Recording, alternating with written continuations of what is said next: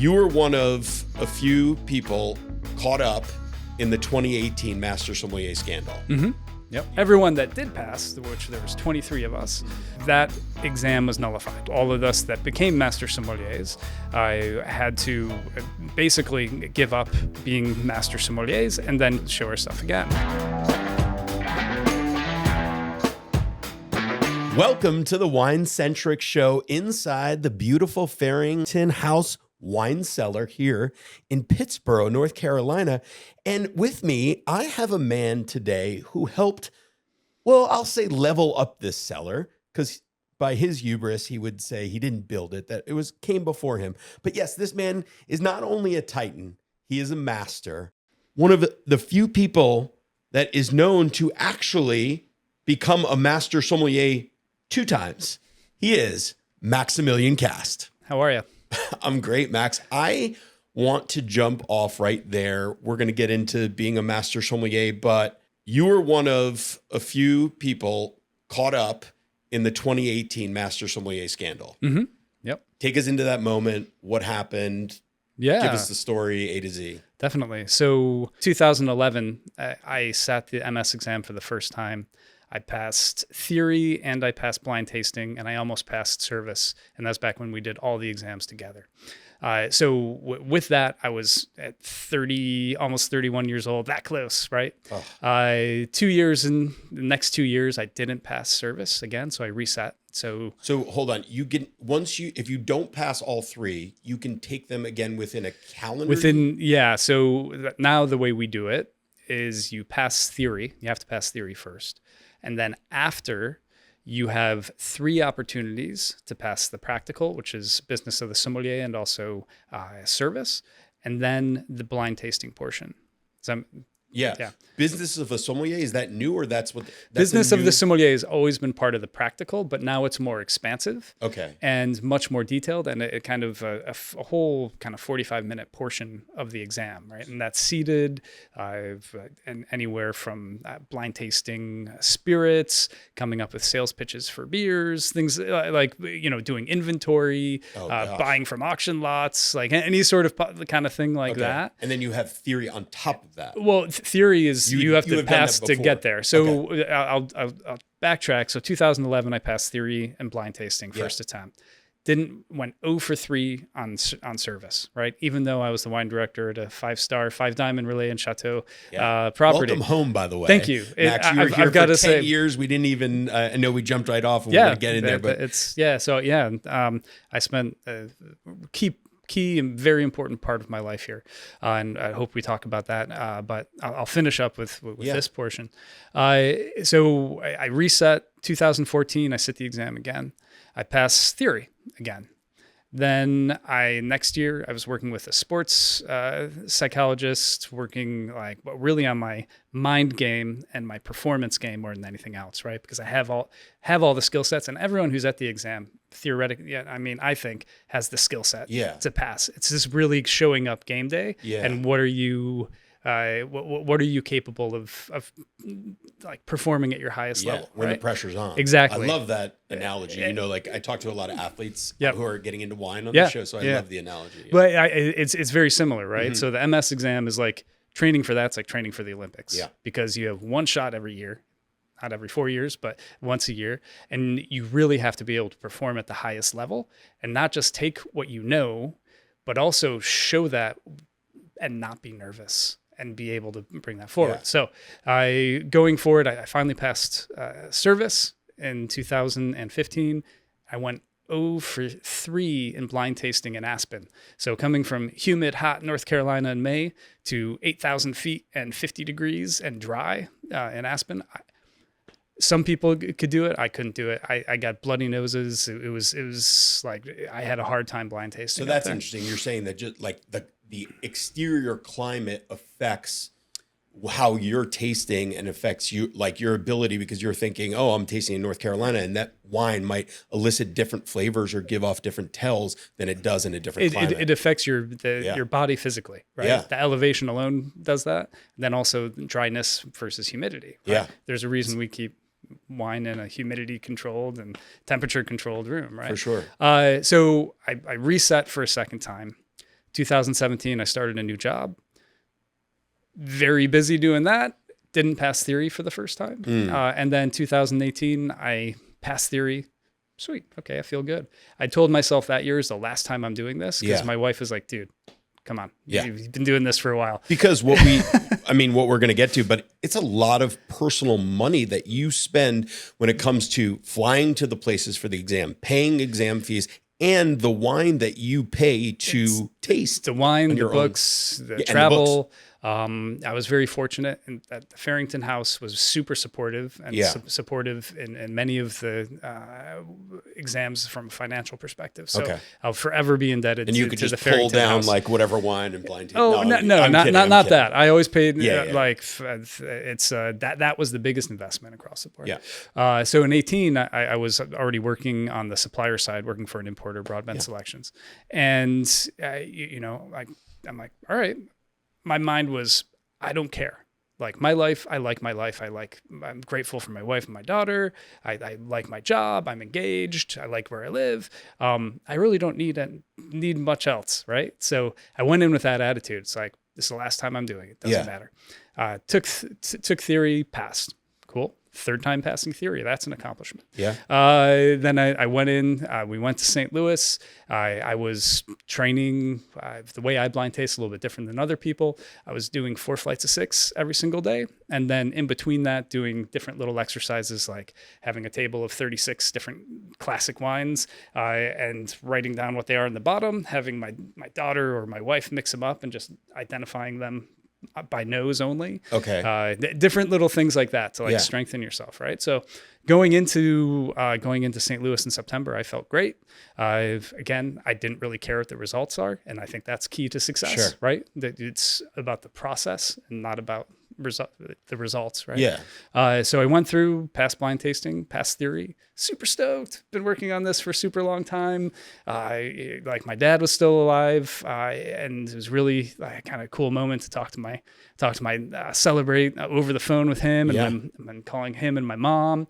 Most importantly, I called my wife and daughter, and I had a big celebration. It's okay, by the way, if you didn't call her first. We won't tell her. No, I did call her first. Okay, yeah, 100%. But the call to my dad sticks out poignantly, right? Yeah. Is it having a German father? He doesn't say he's proud of you very often. Yeah. So that was one of the few times. So going into that, I was just beyond joyful, right? And super grateful to finally accomplish that. 5 weeks later, one of my mentors, Ron Edwards, he called me up. He's like, Max, this is going to be the hardest thing I've ever had to tell anyone. And, one of the examiners and board member at the time, I gave away some of what the wines were to some of the people that he mentored. Every emotion you could possibly imagine went through my mind: anger, like sadness, so much. And then you got swooped up into this whole thing that became a really big scandal and really big on the news cycle, right? All of a sudden it's like NPR, and I'm like talking about the test that I was a part of. Yeah. And it was super emotional. And I just, Ron was super helpful. More than anything, my wife is like, God bless her, because like she's so supportive throughout the whole process. It was, between, I think it's mid-October to the beginning of December. And so it was October when you found out that you did that. So ultimately, and I didn't say this, everyone that did pass, which there was 23 of us, that exam was nullified, basically. So all of us that became Master Sommeliers, I had to basically give up being Master Sommeliers and then show our stuff again. There's lots of people with different opinions on if the board made the right decision, things like that. Ultimately, at the end of the day, they had no good decision to make, and they made the decision that they felt was right. Yeah. And I have great respect for for the people on who had to make those difficult decisions, right? So ultimately, they set up 2 exams. They paid for everyone to go out there. They paid for the flights, hotels, all of that. I was training again with Lewis Edwards, yeah, our buddy, and just like going in this, and that's interesting from a performance part. I was tasting with my my study partner, and we were going through, and I was just so angry, and I cared so much about what the results are. Yeah. And like every tasting, I'm like, man, I can't believe I'm getting these wrong. Like I never get that. Like, and then Lewis like, man, you've got to relax. Like, I needed to get back into that mindset of I don't care. Yeah. And that was the trickiest thing. When everyone in the world is talking about this, the big scandal in the wine world, and it's to shut all that out and to just focus on the process and doing the same thing, 4 flights of 6 every single day. My wife, Corvin, everyone in the community here, like in the wine community, they like helped contribute wines. It was really like touching. Yeah. And like, it's so supportive, the whole North Carolina community. Yeah. And I went back in December, passed blind tasting again, got my pin again, 2 of them. Do you actually have 2 physical pins? I do have 2 Nice. physical pins. Yeah. And that was, it was a powerful moment for me, because I went into that blind tasting room and I was holding in so much emotion, and I let all my emotion out in the blind tasting. Yeah. Right. So I'm like, wine number 1. and it was like, this is the angriest tasting, but also like you were just focused. I was just focused. I'm getting this. Exactly. Yeah. I'm getting the shit done. And like, that's nothing else matters there. But I'm sure people in the room were like, oh, okay. Yeah. Like you were giving off some serious energy there. And I don't give off anger very easily. You're a calm dude. I mean, I've known you since I've been in North Carolina, over 10 years almost. And you're a very like, put it together, your emotion, but you seem like very zen, as we were talking about that mindset. So I just want to unpack that because so for 8 years, you've been trying to get this thing. Yep. You finally get it. Yep. And then it's stripped away from you. And you had the whole celebration, the moment with your dad, the whole thing. And then you're told that it's no longer, actually you're no longer a master sommelier. Yep. I know, by the way, some of the people that passed actually still use the Master Sommelier title, and they said, I'm not resitting, this is a scam, whatever. Was there ever a part of you that said, screw it, I'm not going back in? Never. You were, once you got the call, you're like, okay, this sucks, but I'm going back in. Yeah, because for me personally, I put so much effort into that. And, in retrospect, there's our professional life and our personal life. And in my personal life, I've been through things much worse than that. Yeah. That make that kind of pale in comparison, right? So it's one of those things that was difficult. It was challenging. I feel bad that I had to put my wife and my daughter through that and like all that stress. But at the end of the day, I'm so lucky, right? Yeah. I've got a great family. I have all this community here and all these great friends that supported me, and all these people on my side, and people like at the Farrington House, Teresa Chiatini, and it was horrible to go through, but I feel very grateful that I went through it. Because looking through the other side. Yeah, exactly. That's as really weird amazing. as that sounds.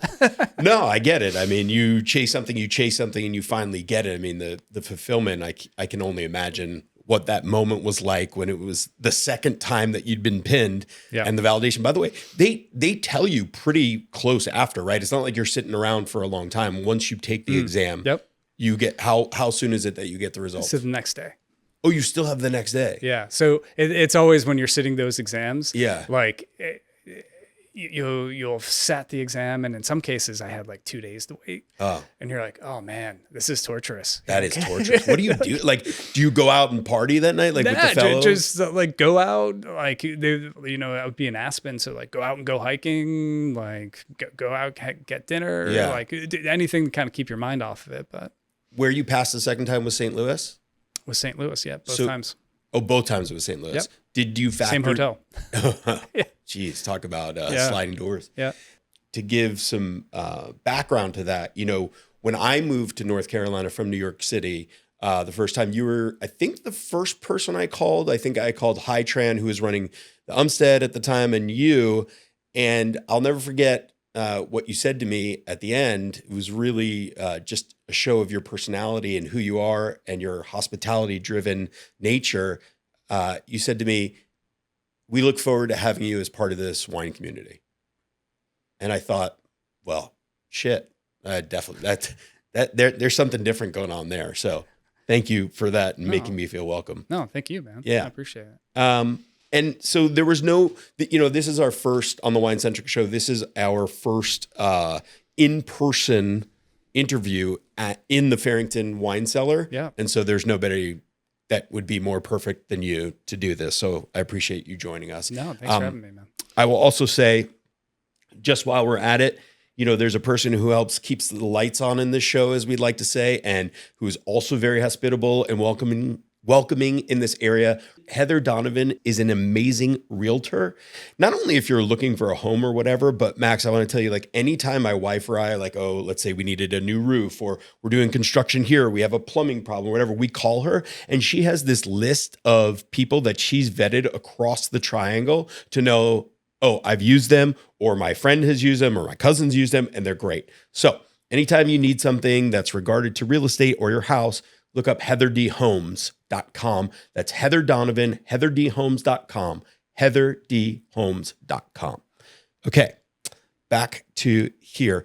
What would you say to people now in our world who are listening to the show and saying, yeah, Max, that guy's got it. He's a master sommelier.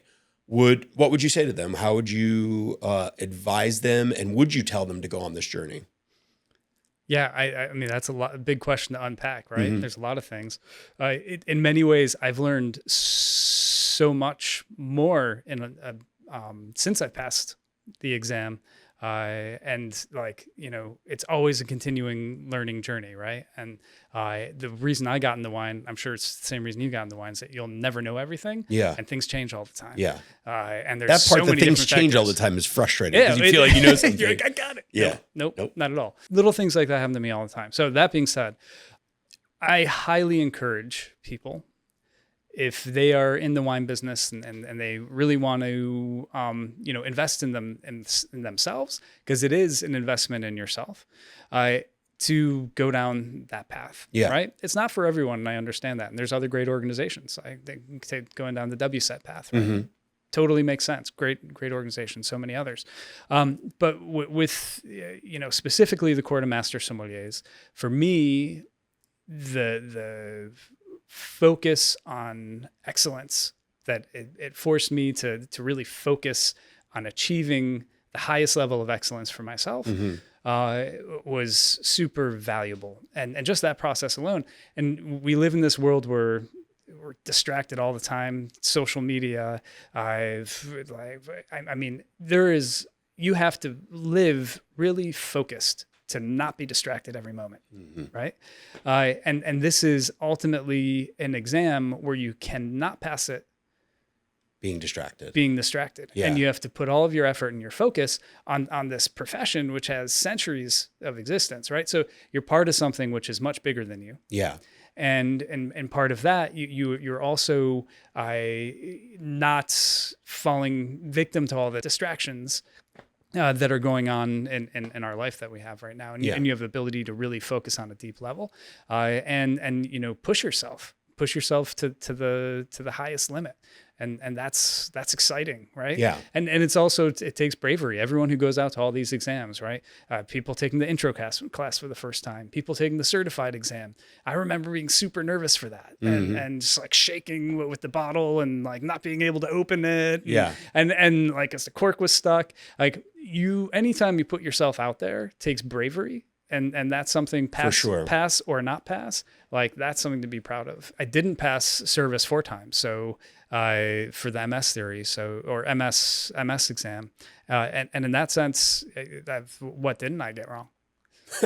And I can see but that is an exact point what you're saying. You're putting yourself out there, because here you are, you're the wine director of a Relais and Chateau property, five diamond Forbes, and you're not passing service. So that's like, oh, it feels like almost shameful. I mean, I'm not saying it is, but I could see how a person would internalize You that. can take it that way. Yeah. But again, it's performance, right? Yeah. So I remember doing really well in some tables, and then I'll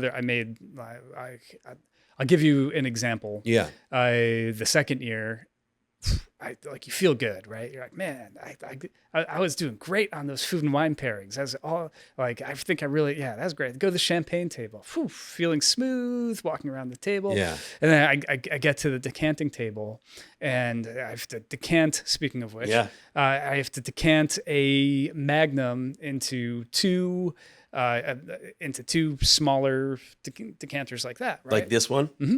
Oh no, not that one. Oh. No, just small, the regular a Magnum in here, 750. and this is for a one.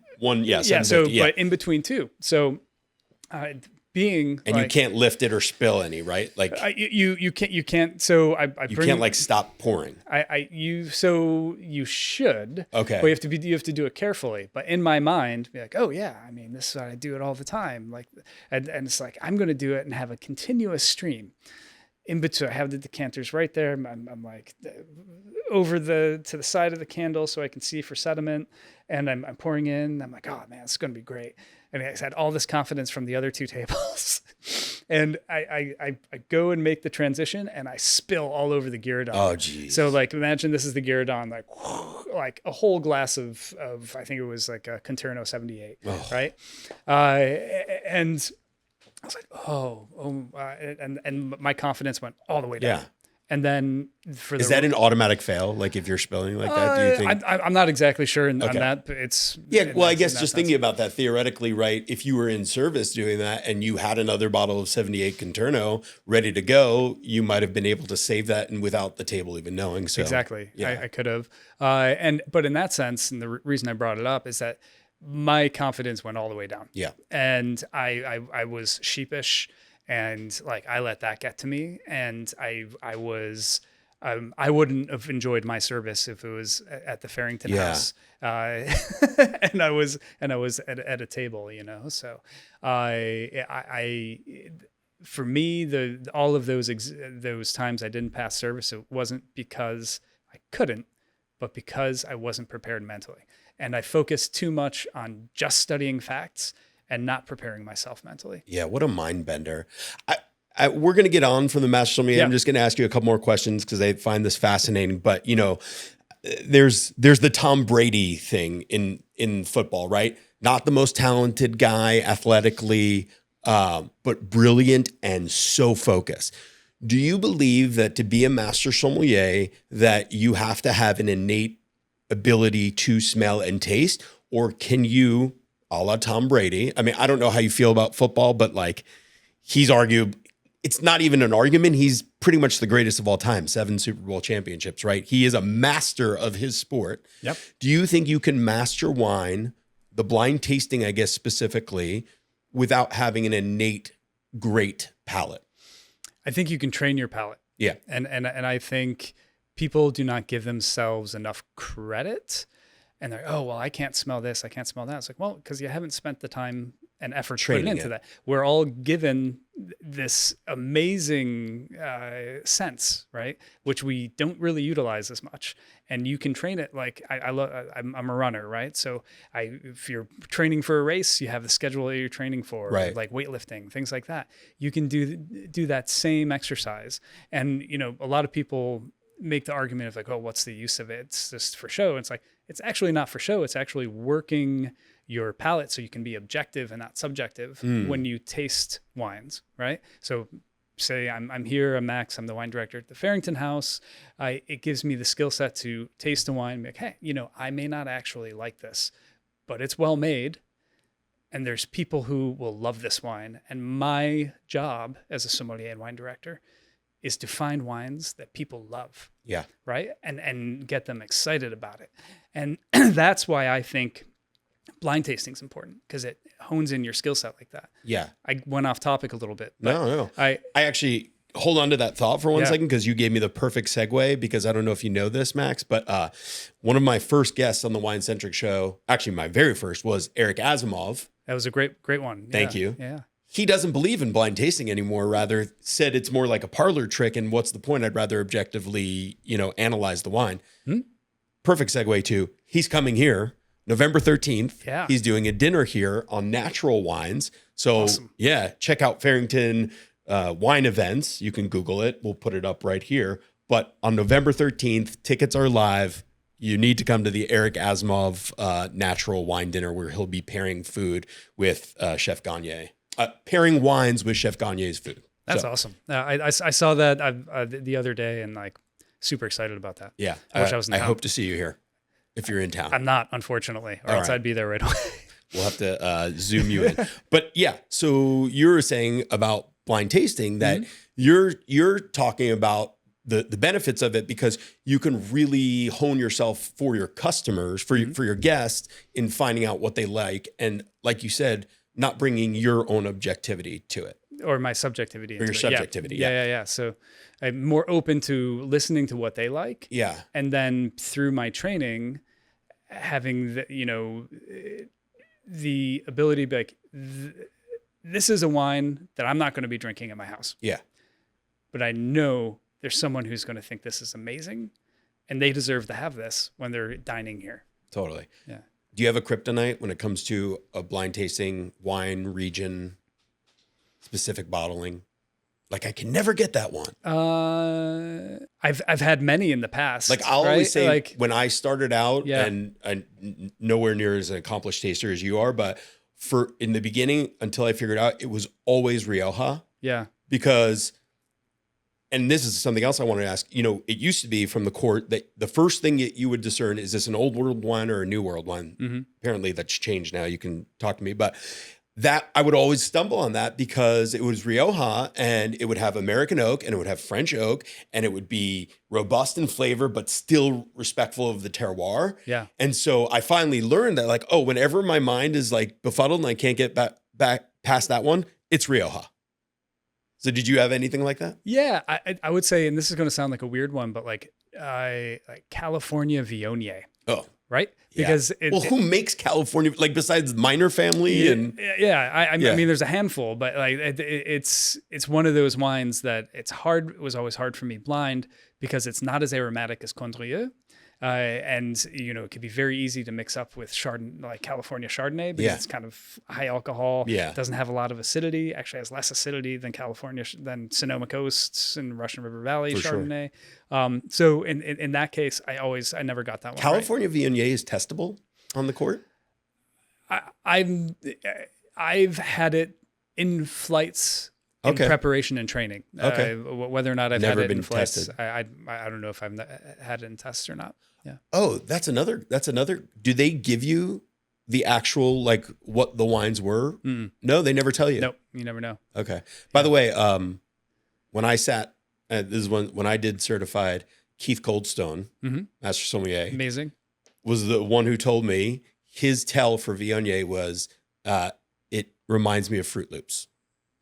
I agree with that. For me, it reminds me, and I think this is like a flavoring in Fruit Loops. Yeah. It's lemongrass, and it's a very intense lemongrass aroma. Okay. With that sort of like granular kind of like oat and grain aroma.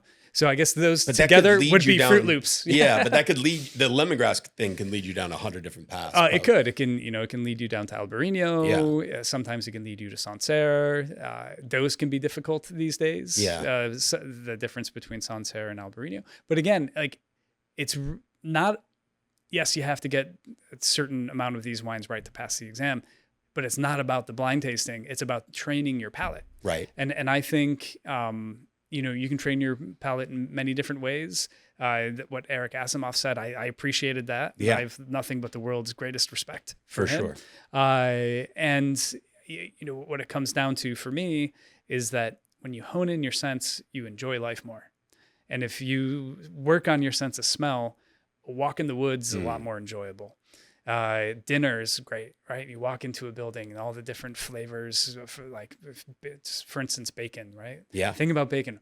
Coffee. I walk by the fireplace over there and like you smell the many like decades of fires that have been there when you go through. And it's those moments of just like enjoyment that you get by focusing on your sense of smell all day long, everywhere you go. And for me, that's really one of the great gifts I got from training myself for Court of Master Sommeliers. Totally. As weird as that sounds. No, I think that's amazing because you just think back to like happy moments, smells in that moments, and then you smell that scent again, and automatically it implants in your brain that nostalgia feeling. Where it takes you back. It's the sense most closely connected to memory. Right. There you go. Yeah. Why did they change, or talk to me about some of the changes in the format? And that I just learned recently. We talked about this of what you think you know and then you don't know. Yeah. So it's my understanding that the court doesn't teach that anymore to discern whether a wine is old world versus new world. And for those of you listening, being like, what the heck does that matter? General thinking is that old world wines are more based on land, terroir, secondary notes, earthen notes, whereas new world wines are more based on fruit and alcohol and opulence in a very general sense. But that's not true anymore. Well, there's a couple reasons for the change, right? You know, first and foremost, old world and new world is not really a fair comment, considering there's lots of people living in North America and South America and Australia at the same time that viticulture was coming up at Europe, right? So it's although they were making other drinks, but it's kind of not fair to the indigenous communities of all those areas if you really think about it. Okay. Well, the only thing I think about that is like South Africa was categorized as New World, which doesn't make any sense. It all doesn't really make sense if you think about it, right? But that is an important rationale behind that. And then at the same time, the world of wines changed, right? Bordeaux is much riper than it was in the past, higher alcohol content than it was in the past. Southern Rhone, Chateauneuf de Pape is like, when I got into the wine business over 20 years ago, there was much more mineral driven, much less kind of opulent alcohol. Now it's much more alcohol, depending on producer, right? Just to be fair. And there's a plethora of amazing producers who are still, it's producer contingent. But you do see that in the wines that you see, right? In the wines that you taste. Meanwhile, in California and Australia and Chile, in Argentina, people are really focusing on terroir. Yeah. And there's people who have dedicated a lot of time, a lot of money into finding the very best vineyards in those areas and then making wines true to them, right? So not having too much oak, having, picking at a time where the alcohols are not as high, right? Looking for kind of a harmonious ripeness, right? Yeah. Between acidity, tannin, and phenolic sugar. ripeness, freshness. Phenolic ripeness, Okay, but or physiological ripeness ultimately. But that's all relative, no? Like, yes, it's true. Bordeaux is getting warmer, and those Chateauneuf de Papes are getting warmer. But you work in Napa Valley Cabernet. So is Napa Valley Cabernet. Now, stylistically, the Californians have dialed it back, but it's still true that California is warmer than it was. And those wines that you speak about so eloquently, of the 60s and 70s and even in the 80s, that were great wines that were like, you had Cabernets that were like 12 and a half alcohol, which would be unheard of today. It was all this, it's relative, right? So why is the same thing not relevant now? Or relative, I should say. Well, so if you look at, bring it back to the granular on our examination. Yeah. Right? And why I think that makes sense. Because you get to a point, and this is the way it used to be at your initial conclusion, where you had to be old world or new world. Yeah. And that, say you're at Riesling, right? And you're like, okay. Yeah. Great point. In my mind, this is either the Wachau or Alsace or Clare Valley. Yeah. If I go old world and just say old world, Clare Valley is not an option anymore, right? So I can't tell you how many times I had that as a wine taster.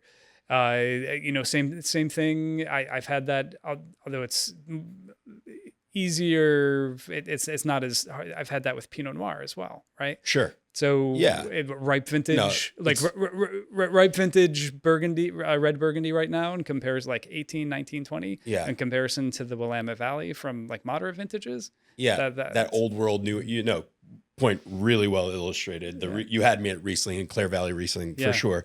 So what is the first thing that you discern on a blind tasting now for the court? So the first thing, you still do your initial, but you just focus on the country and the region, and the first the grape, then the region, then the country, which I think makes sense, right? Yeah, it makes a lot more sense than like putting together this. Because if you look at the old world, that's a really big stretch of land, and like you're looking at Spain and Portugal, which are really warm in some areas. Yes. Right. You're looking at the Southern Rhone, which is really warm in some areas. You're looking at, Tuscany, which is so many different climates. There's this vast amount of land, right? Just saying old world wines have terroir. They are more earthy. They're more savory. They're more high acid. Isn't necessarily true. Yeah. No, point taken. Okay. Cool. Well, let's move on to more about your personal story and journey. You have an interesting story. You grew up, I think, in Detroit, Michigan. Yeah, suburbs outside of Detroit. Suburbs outside of Detroit. And if we know each other a little bit, and I think this is more from you telling me, but you had, is it one of nine? I'm one of nine. One of nine. Yep. And where do you fall in that? I'm the eighth of 9 kids. So growing up in Detroit, and then how in the world did you get to Missoula, Montana to go to school? Yeah, so skiing was my sport growing up. My older brother went to the University of Montana before me, and I would go out and hang out with him, ski. Him and I drove up to Alaska one summer, and I've always loved the mountains and loved being in nature. So that was an easy draw for me. Go west, young man. Exactly. Yeah, yep. That's cool. Yeah. And you worked at a Relais and Chateau out there. I did. Yeah. Kind of honed in your wine skills. Got it. And but before that, you were just like serving and working kind of the hospitality scene and paying your way through college or having some beer money. Missoula, Montana, right? So I was a 7-year college student. Yeah, that was because of the skiing. But it was, because of the skiing, but ended up also working. I played in bands. I'm a bass player. You still play? I still do play. Yeah, when I have time. And within that, I was playing over the weekend, actually. Oh, cool. I had dreams of being a bass player as a career. I had dreams of being a history professor as a career. My younger brother and I promoted hip hop shows in Missoula, Montana. Oh, wow. The thing that I kept on going to was working in restaurants, and I worked at a wide variety of restaurants, from a Right Livelihood Buddhist-run vegetarian Indian restaurant. It's been fun writing the beverage, preparing the wines with that. So there were no wines at that point, right? So the Right Livelihood took alcohol out of there, but I learned a lot, and I learned a lot about kind of the way I like to operate as a professional, right? And with compassion and kindness and hard work and all of those combined, and community. And then from there, I started. I was a barista. I was a breakfast line chef. I was at this place called the Raven Cafe, where they ended up having a beer and wine license, and the stars kind of aligned. There's my friend Paul, who is a executive sous chef for Tom Douglas in Seattle. He wanted to open up a restaurant in Missoula, so he's like in limbo waiting.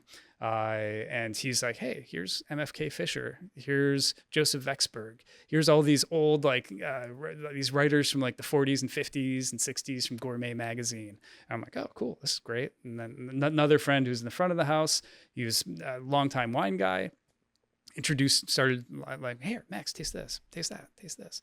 And like both of them are like, hey, you seem really interested. I'm like, yeah, I am kind of interested. This is cool, man. And I grew up, both my parents loved wine, collected wine, loved great food, things like that. So that was, my parents are from Germany, so we spent a lot of time out there too. So but they weren't in the hospitality business.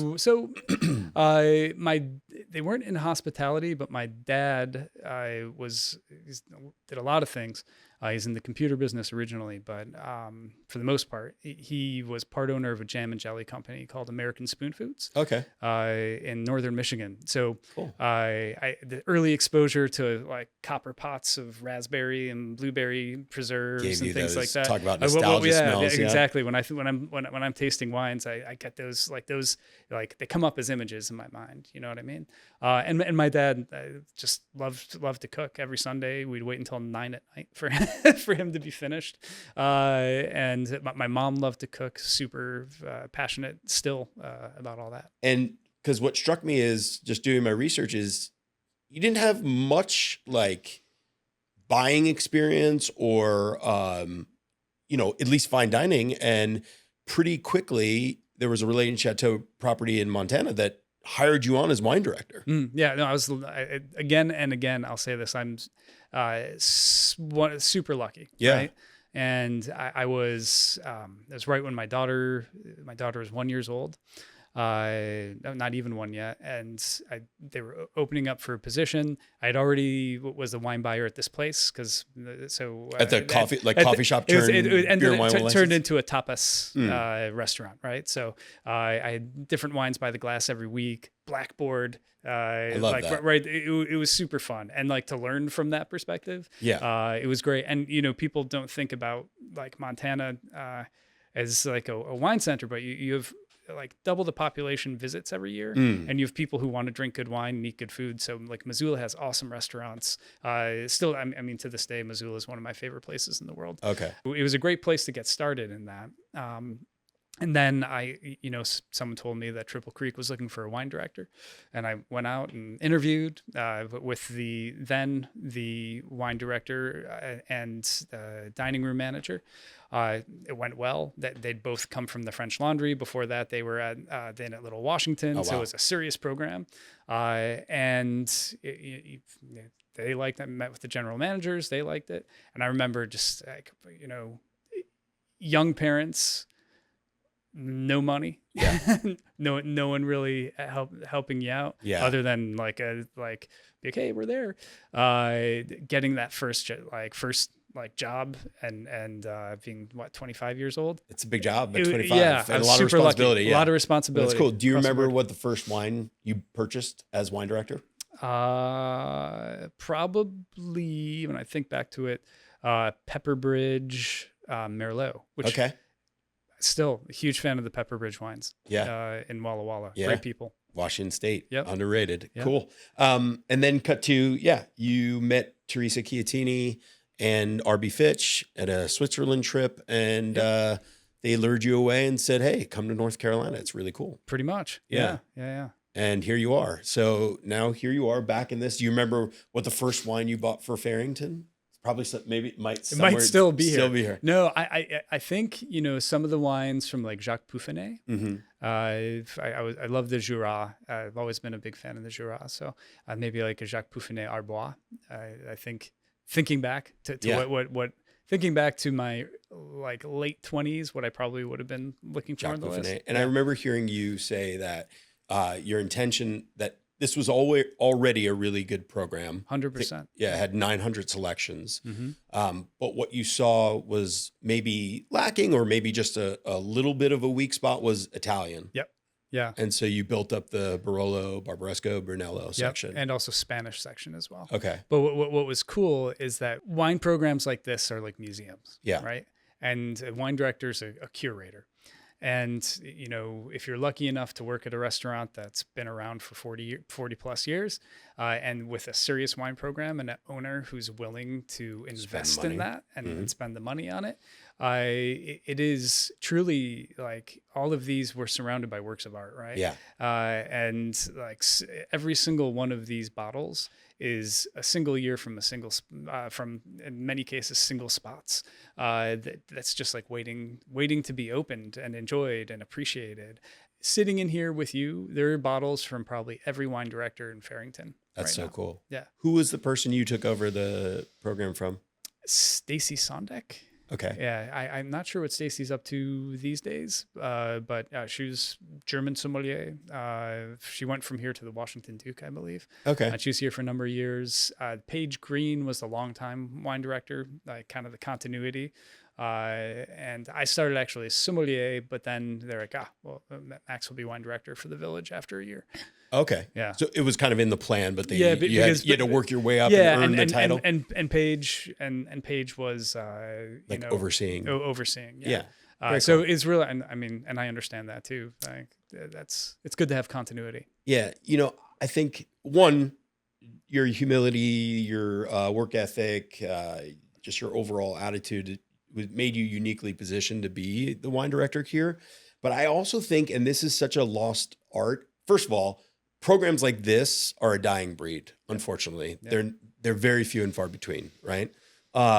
People just, they don't see the value in holding on to wine on the restaurant level because it's hard to make money and it's hard to make margins. Now, I think a person like Teresa and RB, they see that, well, oh, that's actually where we do make our margins, because yes, we have to store it, but we make a lot of money off of wine and people enjoy it.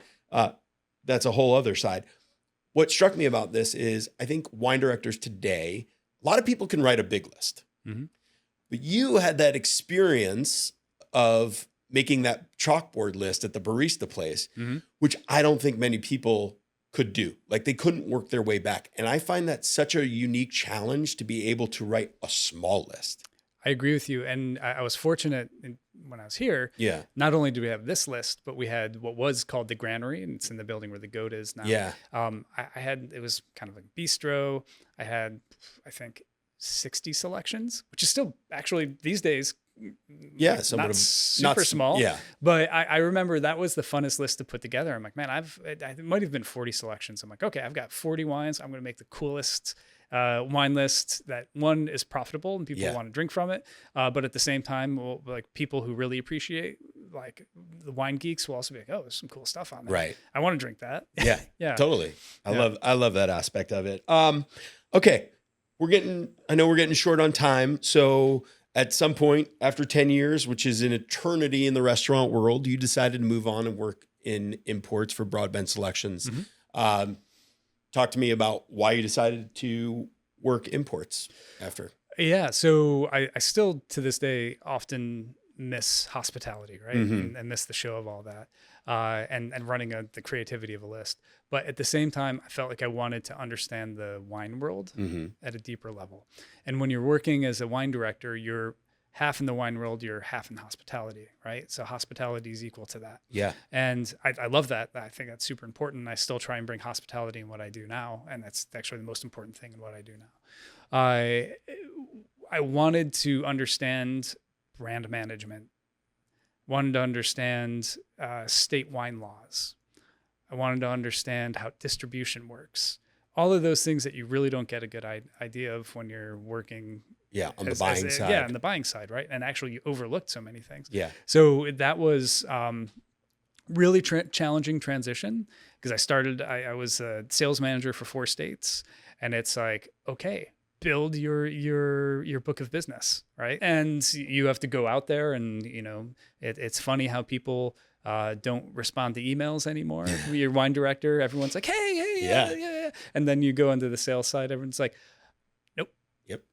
Maybe 20% if you're lucky, people getting back to you. Did you have a whole new appreciation for salespeople at that point? Whole new appreciation. Yeah. And I always like, it's really important that everyone's on the same team. And I always felt that way. So I've tried to be as accommodating and kind to people as possible as a buyer.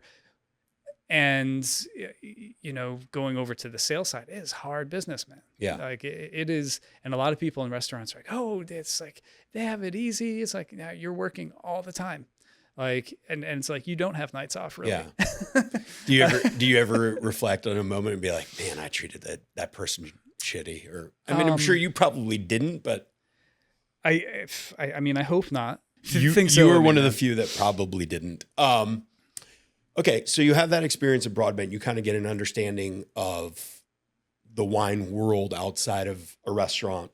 And then you got this job, your current role at BOND Winery, where you are the director of BOND. For those of you who don't know, very high-end Napa Valley Cabernet producer, single vineyard focus, aligned with Harlan Estate, and then 2 other wines that you were telling me about. What's that like? What does your role do, and how has it advanced your career? Number one, it's amazing, right? Having the opportunity to work with, number one, an amazing family. You can probably tell I've only ever worked for family-owned businesses, so that's an important thing for me, coming from generations of family-owned businesses in my family's side.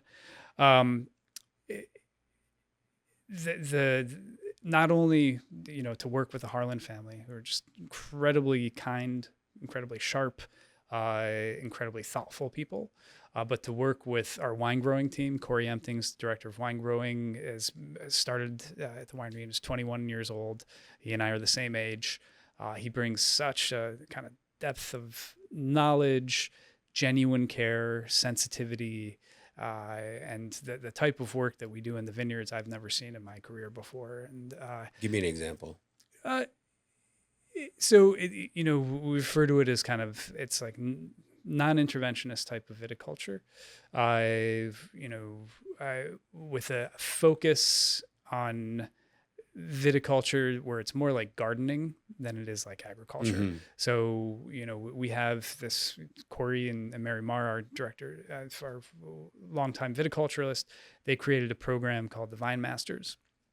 And, folks, we have a full-time viticulture team. Folks will take 4 courses, and at the end of the 4th, it's practical and theoretical examinations. They can choose, a 3-acre or so parcel that they manage and make the decisions on. And, the skill set that the Vine Masters have, it far surpasses any skill set that I have as a wine professional or wine director. And the level of vine by vine dedication and care and work that they do is really unlike anything, like I said before, that I've seen That's before. The main difference, is that they have people dedicated not only to like blocks or vineyard sites, but very specific sites within their vineyard that have a mastery of that land, small plot. Yeah. Deep understanding and mastery of that land. And it's like a super inspirational work. And within that, Corey's just cares about coaxing out the I think the kind of the very pure expression of the different properties within there. Do you think that you needed to become a master sommelier to get that role? No, I don't think so. Actually, and this is something, going back, it's a certification, right? And it's a very hard certification, and people will focus on that certification more so than their actual career, right? Yeah. And thinking that will make their career. Well, what's important is actually the jobs that you do, and the work that you do, the way you treat people, and the intention and focus and dedication that you put into your job that pays your bills. Yeah. Right. And then, if you want to do those certifications, those assist in highlighting your skill set, right. I think, and show your dedication, and show your depth of knowledge. Yeah. Because I think some get a bad rap, right? Like, or some are doing it maybe for not the right reasons. Like they think, oh, I'll become a master sommelier, then I'll get on Somm TV and I'll have endorsement deals, and I'll be the Krug ambassador, and et cetera, right? As opposed to what you're doing is, because you're a very understated person in general. You're not flashy. Yes, you have this amazing wine job, this amazing knowledge, but very understated. And I applaud you for that. That's hard to do for somebody as accomplished as you. Did you ever, and we're almost wrapped up here, but did you ever feel like, and this doesn't happen all the time, but like you never worked necessarily in the big cities, right? Like you never worked in New York City, Los Angeles, Chicago, or whatever like that. You ever feel like you missed out on that, or like that somehow you would wanted to have done that? Well, my whole career I've been a father. And I love, and the reason I bring that up, I find being able to have raised my daughter in Chapel Hill, Pittsburgh, North Carolina, as opposed to New York City or LA, I feel grateful for that. And that was the main reason that I never wanted to take any jobs like that. Amen. It's to because that. I wanted, this was the best place I could have raised my kids. And now you're a grandfather. And now I'm a grandfather. One of Thanks, the most youthful looking grandfathers I've seen. All right, Yeah. Max, how do people find you if they want to hear more from you or know you? Or I'm in a cave. No, I'm just kidding. I am on Instagram, maximilian.cast. And I am on LinkedIn. And yeah, that's about it. I have a website. There's nothing on it. I have a personal website with a very miniature bio that needs to be updated. Yeah. Yeah. So that's about me. Well, thank you for being here. Thank you for sharing us. Thank you for helping up level this place to even new heights. And we look forward to seeing where your career goes next and how you elevate bond in your current position. So for all of you out there, find yourself some bond if you can find some, or else follow Maximilian Kast on Instagram and you will learn how to drink deliciously. Thank you, Matt. Thank you so much for having me, and congratulations on all your success, man. It's really cool to see. I appreciate it.